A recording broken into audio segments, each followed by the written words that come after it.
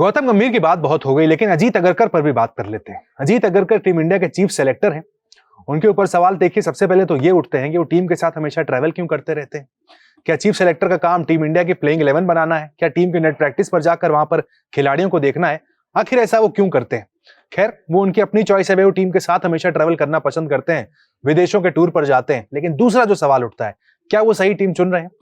क्या Ajit Agarkar chief selector होने के नाते बिल्कुल सही टीम चुनते हैं, जो परफेक्ट टीम हिंदुस्तान के लिए, जो 15 खिलाड़ी परफेक्ट एक फॉर्मेट में कर सकते हैं, क्या वो टीम चुन रहे हैं? खुद आप देखिए, उनके जो कार्यकाल रहा है, जिसको भी बढ़ाया भी गया है, 2026 तक कर दिया गया है, इस दौरान कई ऐसे फैसले रहे अजीत अगरकर के जिस पर सवाल उठे। सबसे पहले तो हम बात करेंगे हार्दिक पांड्या की। आपको याद हो, Hardik Pandya T20 world cup जब टीम इंडिया जून में जीती थी 2024 में, उस T20 वर्ल्ड कप स्क्वाड के वाइस कैप्टन थे।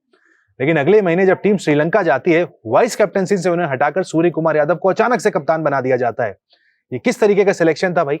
आज तक ये मिस्ट्री है, कोई नहीं जानता कि क्या हुआ वहां पर, कि एक महीने के अंदर एक वर्ल्ड चैंपियन टीम का वाइस कैप्टन वहां से हटाकर उसे सैक करके वहां पर वाइस कैप्टन किसी दूसरे खिलाड़ी को बना दिया जाता है, जिसका फॉर्म भी बहुत अच्छा नहीं चल रहा था।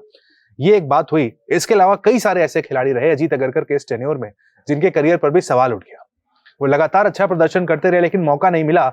कुछ को मौका मिला लेकिन खिलाया नहीं गया और ड्रॉप कर दिया गया। दूसरा नाम सरफराज खान का भी रखेंगे इसमें। सरफराज खान न्यूजीलैंड से जब 0-3 हुआ था, वहां पर सेंचुरी लगाने वाले बैट्समैन थे। उसके बाद से उन्हें मौका नहीं मिला, वो सीरीज उनकी आखिरी थी। ऑस्ट्रेलिया में गए, वहां पर 5 टेस्ट मैच थे, किसी एक मैच में भी प्लेइंग 11 में खिलाने के लायक उन्हें नहीं समझा गया। नतीजा हुआ कि 3-1 से हम सीरीज हार के आ गए। उसके बाद से सरफराज खान डोमेस्टिक में कितने भी रन बना ले, उन्हें कंसीडर नहीं किया जा रहा है। खबरें उठी थी कि कुछ खबरें बाहर आई थी जो ऑस्ट्रेलिया में, उसमें सरफराज खान थे वो खबरें बाहर लाने वाले। तमाम बातें उस वक्त कही गई, लेकिन अपने प्रदर्शन के आधार पर एक खिलाड़ी को जगह मिलती है, सरफराज खान को जगह नहीं मिल रही है। एक और सिलेक्शन जिस पर सवाल उठा, इंग्लैंड में हमने 2 खिलाड़ी नंबर 3 पर आजमाए, एक करुण नायर, एक साई सुदर्शन। दोनों का प्रदर्शन कुछ खास नहीं था। साई सुदर्शन कुछ स्पेशल नहीं कर पाए, करुण नायर भी कुछ खास नहीं कर पाए। उसके बाद किसी एक खिलाड़ी को आपको चुनना था अगले दौरे के लिए। आपने वहां पर साई सुदर्शन को चुना। आपने जो सिलेक्शन करना था साई सुदर्शन का किया। इंडिया के विकेट्स थे, वेस्ट इंडीज के खिलाफ खेलना था, दूसरे मैच में अच्छा भी खेले साई सुदर्शन। लेकिन उसके बाद देखिए, करुण नायर जाते हैं डोमेस्टिक क्रिकेट खेलने, 600 रन बना देते हैं। यानी इंग्लैंड में रन नहीं बना पाए, कोई बात नहीं, खुद भी उनका बैड लक था। घर पर आते हैं, 600 रन बनाते हैं, लेकिन सिलेक्शन होता है साई सुदर्शन का। करुण नायर जो कि टेस्ट के स्पेशलिस्ट एक्सपीरियंस बल्लेबाज है, जिन्हें टीम इंडिया को जरूरत भी थी इस दौरे पर, लेकिन करुण नायर का सिलेक्शन नहीं होता है, साई सुदर्शन को सेलेक्ट किया जाता है। एक और खिलाड़ी पर आते हैं, ईशान किशन। आपको याद हो 2023 में जब टीम इंडिया वर्ल्ड कप के बाद साउथ अफ्रीका गई थी, वहां पर ईशान किशन ने कहा था मेंटल फटीग के चलते वो ब्रेक लेना चाहते हैं। उन्होंने ब्रेक लिया। रणजी ट्रॉफी खेलने को कहा गया, वो नहीं खेले। उसके बाद उन पर एक्शन हुआ कि उनका बीसीसीआई से कॉन्ट्रैक्ट चला गया। उसके बाद ईशान किशन को भी अपनी गलती का एहसास हुआ और डोमेस्टिक क्रिकेट में वापस लौटे। उसके बाद से आज तक बैक टू बैक रन बना रहे हैं। सैयद मुश्ताक अली ट्रॉफी हो, रणजी ट्रॉफी हो, बुची बाबू टूर्नामेंट हो, विजय हजारे ट्रॉफी हो, हर जगह ईशान किशन रन बनाते हुए नजर आ रहे हैं।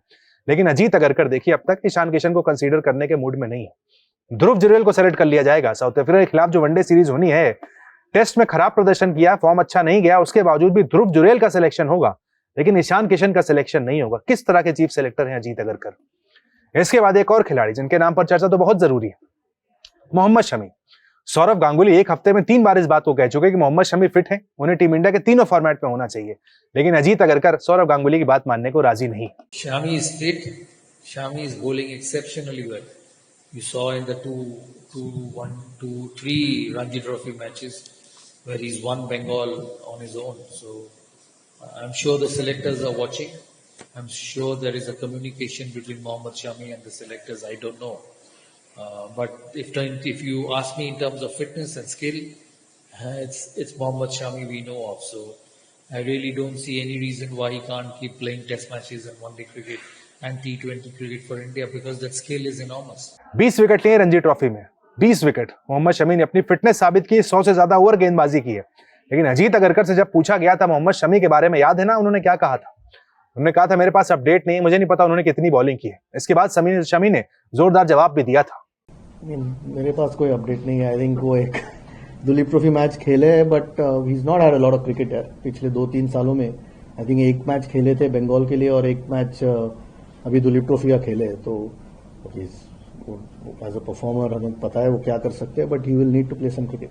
देखिए, सिलेक्शन में पहले भी बोल चुका हूँ, ये मेरे हाथ में नहीं है। और अगर ऐसा फिटनेस का कोई इशू है तो मैं यहाँ नहीं होना चाहिए था। तो मुझे नहीं लगता कि मुझे इस चीज़ में बोलने की ज़रूरत है। अपडेट लेने के लिए अपडेट मांगना पड़ेगा या जानना पड़ेगा, ये मेरी जिम्मेदारी नहीं है कि कौन किसको अपडेट देगा क्या करेगा। मेरा काम है, मुझे एनसी जाना है, मुझे मैच दोगे तो मैच खेलना है, मेरे प्रिपरेशन करना है, मेरा काम यही है। अब वो उनकी बात है कि उनको कौन अपडेट देता है, किसने नहीं दिया। तो ये हमारे अजीत अगरकर साहब का रिपोर्ट कार्ड है। किस आधार पर टीम इंडिया के चीफ सेलेक्टर हैं, कैसी टीम सेलेक्ट कर रहे हैं, ये आपने खुद देख लिया भाई। रिजल्ट उस तरीके के ही आ रहे हैं। एक तरफ आजकल दो डिफरेंशिएशन हो गए, रेड बॉल अलग है, व्हाइट बॉल अलग है। व्हाइट बॉल में रिजल्ट आ रहे हैं, सब कुछ ठीक लग रहा है भाई, लेकिन रेड बॉल में क्या हिंदुस्तान के पास टेस्ट के स्पेशलिस्ट बल्लेबाज और गेंदबाज नहीं है? और अगर हैं तो डोमेस्टिक में धूल फांक रहे हैं। लेकिन अजीत अगरकर का काम है कि उन्हें टीम में लेकर आना, लेकिन अजीत अगरकर वो काम अपनी जगह क्यों नहीं कर रहे हैं? अजीत अगरकर का टेन्योर बढ़ाया गया भाई, 2026 तक उन्हें कर दिया गया। और ये वही अजीत अगरकर जो रोहित शर्मा और विराट कोहली के 2027 तक के करियर की बात कर रहे हैं। यानी खुद का करियर अगले साल तक है, आपकी नौकरी अगले साल चली जाएगी, लेकिन आप बात कर रहे हैं दूसरे के ऊपर। देखते हैं भाई अजीत अगरकर पर कोई एक्शन होता है या इसी तरीके से वो टीम सेलेक्ट करते रहेंगे और टीम इंडिया अपने घर पे हारती रहेगी।